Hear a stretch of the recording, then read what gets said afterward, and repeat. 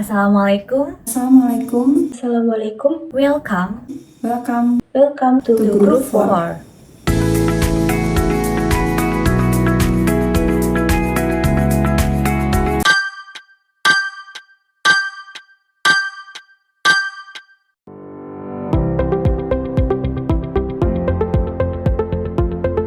My name is Annastya Aulia N.T with student identification number 23091220127. My name is Erlita Puji Wati with NIM 23091220043. My name is Puspita Lai Sani with student identification number 23091220009.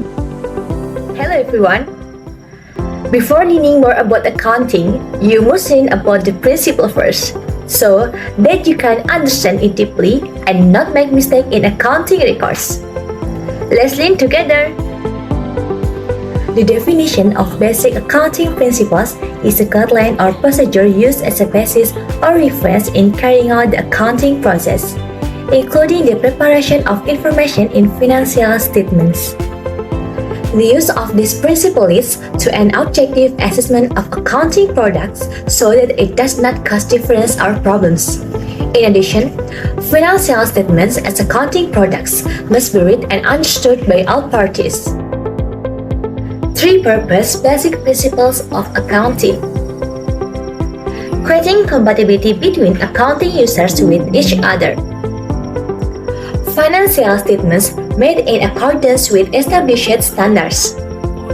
The accounting process carried out will be objective as well as the views of people from the reports made in order to produce solutions to existing problems. 10. Basic principles of accounting. Economic entity principle. The economic entity principle or can be interpreted as the concept of business unity, which considers that the company is an economic unit that stands alone and is separate from other economic entities and even with the owner's person so that the company's income data can be properly recognized. In the case of a sole proprietor, if the owner pays cash into the business, then the business must record cash coming into its bank account as an asset, and likewise record the amount owed to the owner as capital. In the general journal, we record this as a debit or increase to the cash account and a credit or increase to the contributed capital account. Let's take under the example that wants to use his company credit card to find new clothes for his business meeting. He believes these are business expenses because he himself presentable to new clients. However, these are not business expense. Clothing as a personal expense and cannot be recorded on the company financial because as it would violate the economic and to be assumption. Let's take another scenario. Betty owns Betty the Nurse. She wants to branch out in a coffee shop to reach more customers. Since Betty owns both companies personally, she wants to combine the accounting records of both. However, according to the business entity concept, both of these companies are separate entities and must be accounted for separately even though Betty is the owner of both. Next, historical cost principle. This principle requires that any costs or services accurate are then recorded based on a cost incurred in obtaining them. For example, if my grandfather buys a coconut plantation for 20 million, I will record it as a land asset of 20 million. In 10 years, my brother will graduate and become an accountant too. Even though the price of land has increased, my brother will still have to report it as 20 million. Next, going concern.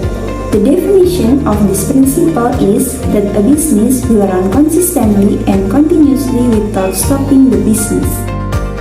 Example, an economic or business entity will run continuously or sustainably without dissolution or termination unless there are certain events that can defeat this. Next, full disclosure. The full disclosure principle is defined as the requirement of companies to disclose all information that is relevant to their financial statement. This includes information about their assets, liabilities, revenues, and expense. Example, the presentation of financial must be detailed so that accountant can draw policies from existing reports. Next, revenue recognition principle. In this principle, it is known that income is the result of sale of goods or service. This income will result in wealth. The flow of assets must always be calculated every certain period of time. Example, for one day managed to sell goods until he earned 610,000. This money must be recognized as income. Next, matching principle. In this principle, there must be a calculation of income with expense. The principle of matching must be applied in companies because it can determine the advantage and disadvantage. Example, sales of a product in a particular month must be matched with the production cost associated with that product during the same month to produce accurate financial report. Next, accounting period principle. This accounting principle is related to time. Every financial report that is prepared must be written in a structured manner within a certain time period. The existence of this time period makes it easier for financial reporting to be known clearly according to the time. Example, make financial report once a month, every 3 months, up to a year. Next, consistency principle. The principle of consistency is a principle that requires the use of the same accounting method and does not change from year to year so that it's easy to read and does not make people confused about interpreting it. Example, a company used the straight line depreciation method to calculate the depreciation of fixed assets. Then in the following year, the company must use the same method, namely the straight line method. Next, monetary unit principle. The monetary unit principle is a basic accounting principle that requires all finances to use a certain monetary unit or currency so that format is the same and makes calculation easier. Example, financial statement using monetary units. And the last one is materiality principle. The materiality principle is an accounting principle that considers the relevance of information and the size and nature of transaction reported in financial statement.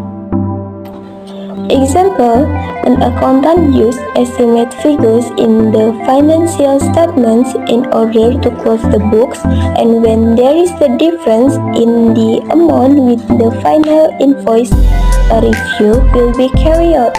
Which if the amount is relatively small, it is considered immaterial and does not require change to the financial statements. Meanwhile, if the difference is significant, the financial statements will be corrected. Then, application of basic accounting principle. First, record transaction data from collection to recording of financial transaction. Second, categorizing transaction. Third, completing reports. Fourth, closing the books, which means making the revenue arrangement zero again so that it is not mixed up with the recording of the next period. Fifth, adjusting the balance sheet to balance. And sixth, used to analyze financial statements. In conclusion, the basic principle of accounting can explain the process of recording good and correct accounting in running a company so that later it can produce good decision because the report is adjusted to an objective nature.